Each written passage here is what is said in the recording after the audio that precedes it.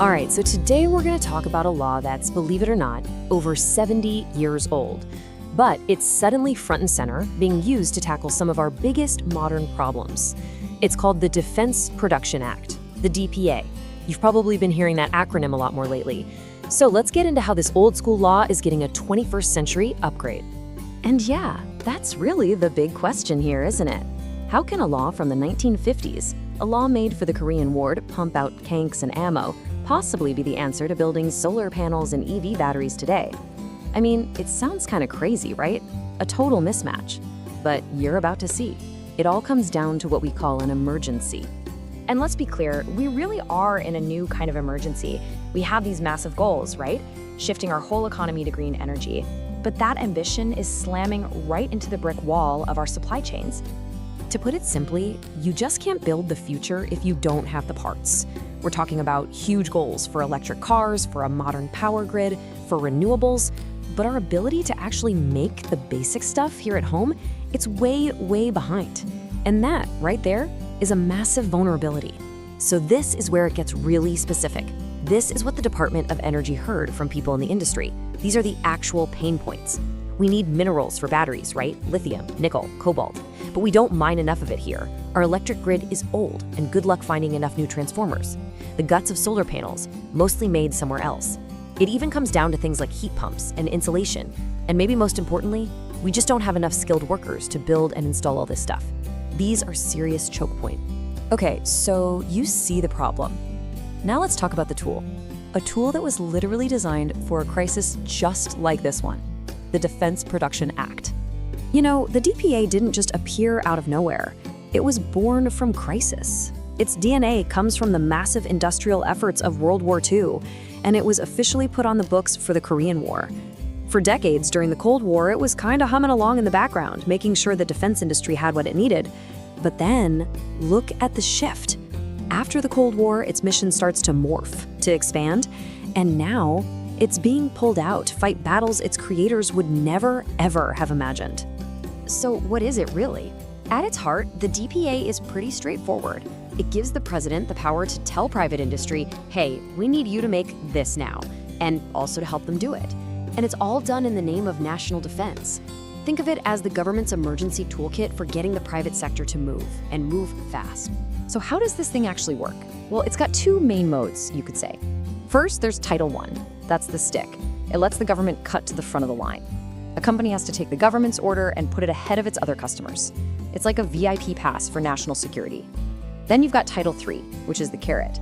This is where the government can open up its wallet and directly invest in building new factories, offering up loans, or guaranteeing it'll buy the product. It's all about convincing companies to build what we need, right here in the US. Okay, but this is where things get really interesting. The whole reason a law for tanks and jets can now be used for solar panels and batteries, it all hinges on how two simple words have changed over time: national defense. And this quote from the law itself shows you exactly what I mean. Congress has actually updated it over the years. So national defense now officially includes energy production, critical infrastructure, and getting ready for emergencies. It even covers food resources, and that's huge. That can mean anything from making sure we have fertilizer to securing supply chains for crucial agricultural inputs. Think about industrial hemp, for instance. The idea is that a threat to our farms is a threat to our country. This super broad definition, that's the key that unlocks everything. So here's the bottom line. A threat to our power grid from a hurricane or being dependent on another country for the minerals we need, that is now legally the same as a traditional military threat. It falls under national defense. And once you make that connection, boom, you can unleash the full power of the DPA. And this isn't just theoretical. We're seeing it happen right now. The DPA is being used to pour real money into our battery supply chain. For example, the Department of Defense used it to push $90 million into expanding lithium mining here at home. That's the key juice for EV batteries. And then another $20.6 million for nickel, which you absolutely cannot build these batteries without. And on top of that, $37.5 million to make sure we have our own domestic supply of graphite. You see how each of these is one more piece of the puzzle? So when you step back and look at all these investments together, you can see the strategy taking shape. This isn't just random spending. The DPA is being used piece by piece to build an entire American supply chain for batteries, starting from the very beginning. Literally, with the minerals in the ground. But all that money, that carrot we talked about, that's actually only half the story. Because buried inside the DPA is another power, something way more potent, way more controversial. It's kind of like its secret weapon. Because let's be real, throwing money at a problem doesn't always solve it. If you've ever seen a big project try to get off the ground, you know the deal. It can get tangled up for years in permits, reviews, and lawsuits. Red tape everywhere. So what if there was a way to just cut through all that? A legal shortcut for when things are truly an emergency and you just have to get it done.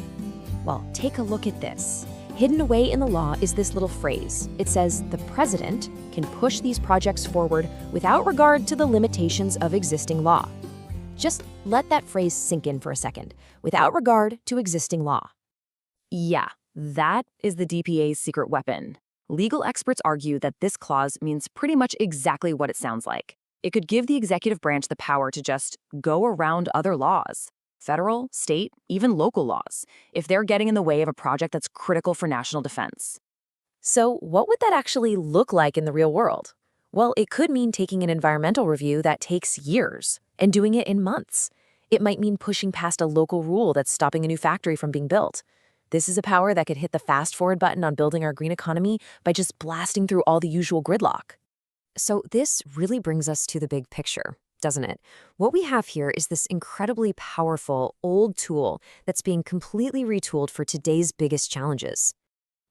And if there's one thing to take away from all this, it's that the DPA is changing in a fundamental way. A law that was created to build planes and ships for war is now one of the main tools being used to build a green industrial future. It's all about bringing supply chains back home and building the foundation for a whole new kind of economy. But this leaves us with a really tough question. Look, a tool this powerful can obviously get things done fast in a crisis, no doubt about it. But it also puts an incredible amount of power into one part of the government.